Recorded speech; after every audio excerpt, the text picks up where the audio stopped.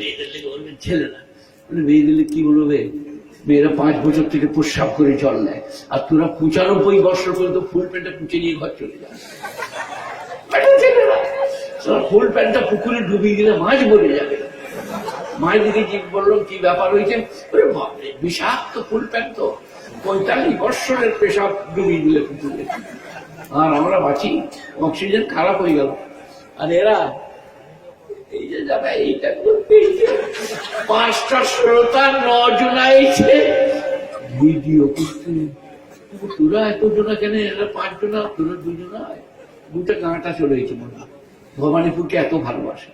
ঠিক আছে, আমি আর কিছু করবো না, সে যখন খুব ভালো কথা, ওই যাওয়ার সময় আমাকে 10 টাকা করে দিয়ে যাবে। হ্যাঁ, তোমাদিকে বলছি, মেয়েদিকেও বলি নেই, মরদ দিকে। আমার আগের বক্তা বলছিলেন, মেয়ে মানুষরা স্বামী পকেট চুরি করে ছেলেদিকে স্বামীকে যদি কিছু খরচ করে দোষের নাই।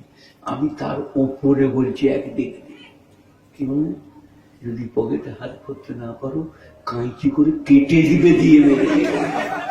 সে যেন বাজারে গেলে লোকে হলে বলছো আমরা পকেটটা কাটা, পকেটটি কাটলে আমি তো কোথাও বসি নাই, তাহলে রাতে গোলমা কে সেই জায়গার দাদি হনুফার মা, আচ্ছা পয়সা দিবি না, আজকে বাদ দিয়ে যা, যে এরকম করে পকেটটা মারতে, যে পকেটটা এখন ফুল প্যান্ট।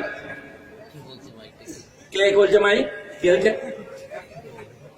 কি করবো, মুখটাই ভরে দেবো, বলতে চান কি করবো বলো, একটু উঠান। এবারে আমার বাড়িটা শুনুন। আল্লাহ নবী যখন ওয়াজ করতেন বলতেন, আফালা ইয়ানজুরুনা ইলাল ইবিলি কাইফা খুলিকাত ওয়া ইলাস সামা, তখন কি মাইকটা ভেঙে উপর দিকে করবে? এই যে আপনি কি বলছেন, হ্যাঁ বাবা, নবীজি ওয়াজ করবার সময় জীবিকার ব্যাপার সেই দিকে ইঙ্গিত করতেন। তো আমি যখন বলবো আফালা ইয়ানজুরুনা ইলাল ইবিল কাইফা খুলিকাত ওয়া ইলাস সামা কাইফা রুফিআত, তখন যদি বলে এটা মুচড়ে ভেঙে এইদিকে নিয়ে যাবে, মাইক তোকে পালিয়ে যেতে। 3 দিন মাইক কিনে আমার 46 বছর পড়েছে ওয়াজ করা।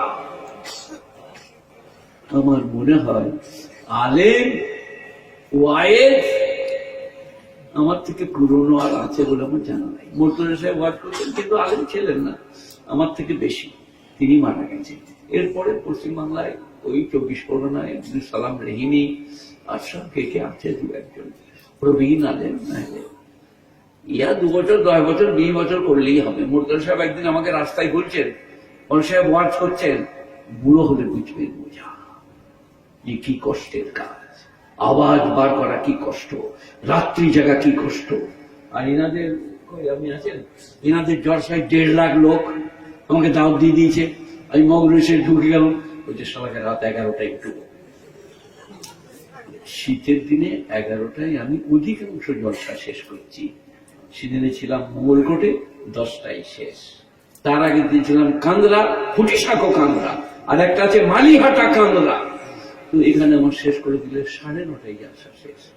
আমার আগে 2 জন 5টায় মগ্ন, 5টা 6টা 7টা 8টা 9টা 10টা 11টা, 4 আর 3 7 ঘন্টা চলেই গেল। রাতের যৌবনটা শেষ হয়ে গেল। এখন খালি জাল লাগবে, ঘুম আসবে, রাত অনেক বেড়ে গেছে। মেয়েরা ঘুমবে না, কারণ ওদের আলাদা মহিলা, তবে মুরগির ছানা চুরি করবার লেগে সারা রাত জেগে থাকে। একজনের মুরগির ছানা ঘর দিয়েছে, রং লেপে দিয়ে পেঁচে ঢাকা দিয়ে দিয়েছে। যার মুরগি শেষে বলছে, হ্যাঁ লো এই ছানাগুলো কোথা পেরি, তো ওর দিকে লো দেখতে পায় না, এই রং দিয়ে আছে, হ্যাঁ তা বলছে রং দিয়ে যা ঘর চলে যা। এবারে সেই বুড়িটা মরে গেছে, বুঝলে, সে ভবানীপুরে না কোথাও, না ভবানীপুরে বলবো না, দেশি মুরগি দিয়ে আর ডাল করিল, পাতলা পাতা টমাটো দিয়া, বুঝলেন, জান চলে গেছে। আর পোস্ততে আলুতে করিল, আলু তো আমি খাই না, শুরুটা ঢেলে মেরে দিয়েছি। আমি এখানকার ভবানীপুরে কিছু বলবো না, অন্য জায়গায় বলবো।